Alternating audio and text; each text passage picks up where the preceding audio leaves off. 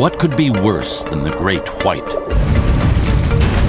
The nightmare shark, the master monster. Row upon row of flesh-tearing teeth. Gobbler of gullible bathers at beaches. Cruelest of killers, as the movie Jaws has burned into our brains. A fearless bully, for he has none to fear, or does he? One sunny day near California's coastal islands, where about 100 great whites gather for 2 months every fall to dine on the sumptuous sunbathing seals, a tourist boat chanced on a surprising display. Is he eating the shark? Oh my God! A biologist was radioed. He rushed to the scene. When he got there, the great white beast was just scattered gobbets of flesh floating like flotsam. But what had happened? It soon became clear the fatuous fish had met his match. A magnificent mammal, Orca, the killer whale, apex predator. The wolf of the sea had dispatched the fish-brained and shameful shark who'd been loitering, lurking near the landlubber's boat. There was a splash and then nothing. There was no blood, there was no thrashing around. This is really, really strange. The biologist was baffled. It was unprecedented. We just had no idea that could happen.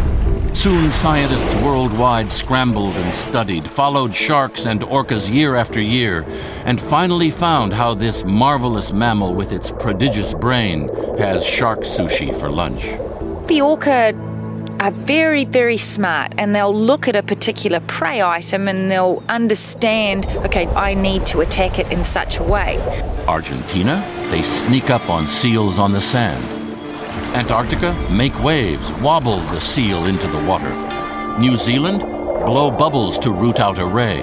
But sharks, the fiercest of fish to fillet? There's different populations of orca around the world that specialize in hunting for sharks, and they hunt in a number of different ways. They will corral the sharks up, but it is dangerous for them to hunt sharks. They do it very carefully.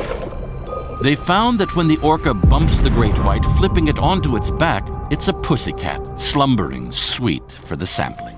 The animal goes into this sleep, basically unconscious. If you turn a white shark upside down, it probably can't continue to breathe like that. Their learning abilities are so great that if one of them happened to do it and see that they kind of freeze or go into this state, they could communicate it to the other ones. And they might then get a hunting technique up that does this.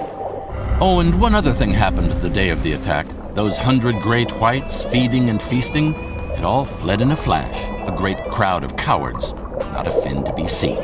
They were more afraid of being there than they were about missing an entire season of feeding. So that's pretty remarkable. So there you have it. The great white can be frightened. It takes this exuberant, dapper wave dancer in tuxedo dress and killer of killers to outwit the great white. For Good Morning America, Bill Blakemore, New York.